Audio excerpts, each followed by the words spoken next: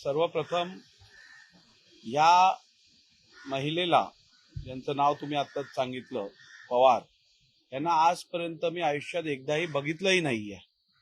त्यामुळे त्यांना धमकवण्याचा प्रश्न उद्भवत नाही. एक. नंबर 2, आपण धमकवतो कधी, जेव्हा आपली बाजू कमजोर असेल तेव्हा. आपण एक लक्षात घ्या, या कुलाबा विधानसभा मतदारसंघात 1 वर्षापूर्वी झालेल्या निवडणुकीत मला 50,000 मतांचं मताधिक्य आहे. वॉर्ड क्रमांक 225 मध्ये मला 12,000 मतांचं मताधिक्य आहे. वॉर्ड क्रमांक 226 मध्ये मला 14,000चं मताधिक्य आहे. वॉर्ड क्रमांक 227 मध्ये मला 9,000 मतांचं मताधिक्य आहे. त्यामुळे माझ्यासाठी हे तिन्ही वॉर्ड अत्यंत सुरक्षित आहेत आणि म्हणूनच भारतीय जनता पार्टीचा विजय ह्या वॉर्डातनं निश्चित असताना कोणालाही धमकावण्याचा किंवा कोणालाही विड्रॉ करायला सांगायचा प्रश्नच येत नाही. नंबर 3, जर का आपण बघितलं तर विड्रॉलची तारीख कधी होती? विड्रॉलची तारीख मला वाटतं 2 तारीख होती. आजची तारीख काय आहे? 7 तारीख. मग 5 दिवस काय प्लॅनिंग मध्ये गेले का? 5 दिवस तुम्ही प्लॅनिंग मध्ये घालवले का? वेगवेगळ्या राजकीय पक्षांना पकडून त्यांच्याबरोबर स्कीमिंग करून मग या संदर्भातला खुलासा करावा.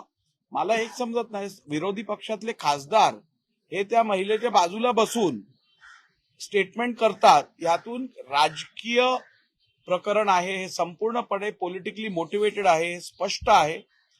आपण एक लक्षात घ्या गोष्ट, की या मतदारसंघात शिवसेना असो किंवा काँग्रेस असो किंवा इतर कोणी पक्ष असो, यांना आपला पराजय स्पष्ट दिसत आहे आणि त्यामुळे एक फेक नॅरेटिव्ह करायचा प्रयत्न करत आहेत. परंतु कुलाब्यातली लोक यांची सेवा मी गेले 15 वर्ष सातत्याने केलेली आहे. मकरंद नार्वेकर नगरसेवकांनी केली आहे, हर्षिता नार्वेकरांनी केली आहे आणि त्यामुळे आम्ही केलेल्या कामावरती आम्हाला पूर्ण विश्वास असल्यामुळे असल्या खोट्या आरोपांना आम्ही काय घाबरत नाही.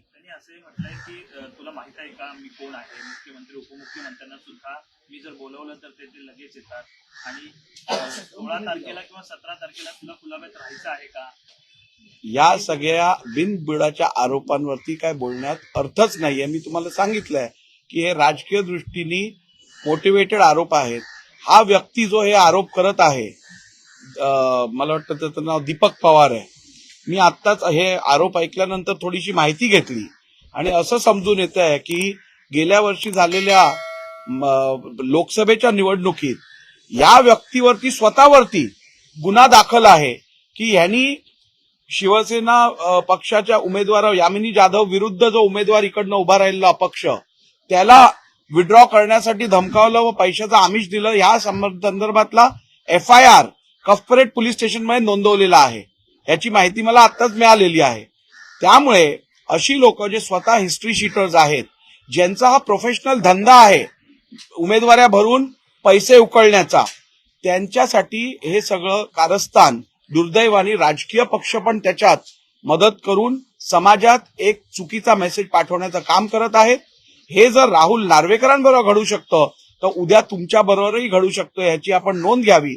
आणि त्यामुळे अशा समाज कंटक जी लोक आहेत, नेगेटिव्ह ऍटिट्यूडची लोक आहेत समाजात, त्यांना समर्थन देणं हे अत्यंत समाजासाठी घातक आहे. आणि म्हणूनच मी अपील करतो की जनता 16 तारखेला अशा वृत्तीला संपून टाकेल. ज्या पद्धतीने तुमच्या विरोधात हे सगळे मुद्दे जे आहेत ते गेल्या काही दिवसापासून काढले जात आहेत, जुना राग तुमच्या विरोधात काढला जातोय? नाही, हे तर निश्चित आहे. बघा, या तिन्ही वॉर्डांमध्ये शिवसेनेने तर आपण बघितलं असेल, मला एक समजत नाही, जर का ह्यांना वाटत असतील ह्या उमेदवार एवढ्या चांगल्या आहेत आणि या एवढ्या सक्षम आहेत आणि ह्यांना एवढी मदत करायला पाहिजे, तर ह्यांना पहिली तुम्ही उमेदवारी का नाही दिलीत? स्वतःचाच उमेदवार करायला पाहिजे होतं ना. आज ज्या वेळेला तुमच्याकडे कुठचाच मुद्दा राहिलेला नाहीये, तुमच्याकडे कुठचाच निवडणूक लढण्यासाठी विषय राहिलेला नाहीये, कुलाब्यात ज्या प्रकारचं अभूतपूर्व विकास काम झालेलं आहे ते बघितल्यानंतर कुठचाही मुद्दा राहिला नसल्यामुळे आता अशा प्रकारचे अत्यंत घाणेरडे प्रकार हे विरोधी पक्षाकडनं होत आहेत. ह्यांना निवडणुकीत उभे करायला उमेदवार मिळत नाहीत, त्यामुळे वॉर्ड सोडून देतात. उद्धव बाळासाहेब ठाकरे गटातला सामान्य कार्यकर्ता जो आहे, आज त्याची परिस्थिती बघा. इतक्या मेहनत करून त्यांनी मतदारसंघात काम केलंय, पण पक्षाला स्वतःसाठी तिकीट घ्यायची पण हिंमत होत नाही.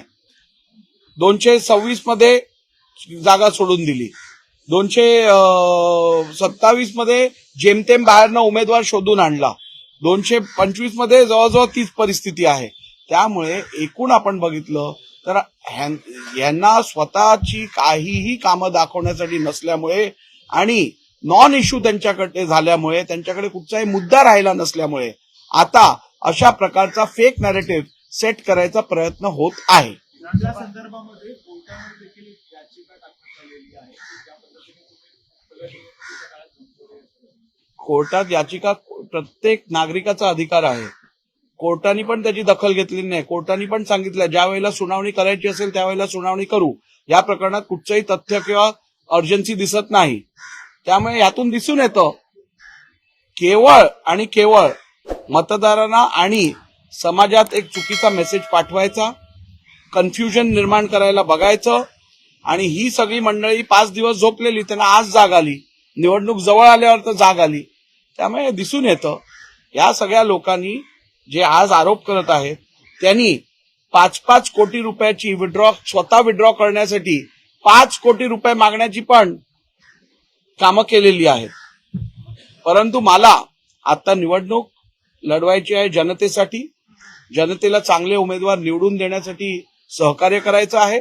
त्यामुळे या बाबतीवरती अधिक बोलण्यात मला काही रस नाही. तुम्हाला असं काही फोन आले होते का? कारण 5 कोटी देताय का किंवा किती? या सगळ्या संदर्भातला खुलासा लेखी आपण निवडणूक आयोगाकडे जो करायचा आहे तो करणार आणि तक्रारी पण ज्या करायच्या आहेत त्या करणार. विधानसभा अध्यक्षांचं कार्यक्षेत्र जे आहे ते फक्त विधानसभेपुरतं आहे. बाहेर ते असा अधिकाराचा वापर करू शकत नाही असा विरोधकांकडून गेली 2-3 दिवस आरोप होते. त्यामध्ये काय तथ्य आहे? सर्वप्रथम मी विधानसभा अध्यक्ष तर आहे, परंतु कायद्याचा पण विद्यार्थी आणि प्रॅक्टिसिंग ऍडव्होकेटही राहिलेलो आहे. त्यामुळे कायदा काय आहे याची मला भरपूर जाणीव आहे. विधानसभेचा अध्यक्ष म्हणून राज्याच्या जनतेला न्याय द्यायचं काम मी सभागृहात आणि सभागृहाच्या बाहेर सातत्याने करत आलो आहे. माझ्या कार्यकाळात अभूतपूर्व असं कामकाज या विधानसभेत झालेलं आहे. आणि जर का एखादं समाजात योग्य परिस्थिती नसेल किंवा चुकीचं काम घडत असेल तर त्या संदर्भातली तक्रार किंवा नोंद योग्य त्या एजन्सीकडे देणं हे माझं कर्तव्य आहे. आणि त्यामुळे माझ्याकडनं कुठच्याही प्रकारचा दबाव किंवा हस्तक्षेप निवडणूक प्रक्रियेत झालेला नाहीये.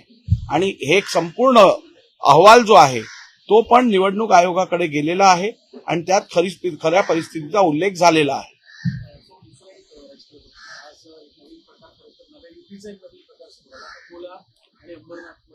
नाही, मला या संदर्भातली माहिती नाही, पण आणि त्याच्यावरती मी काय बोलू इच्छित नाही.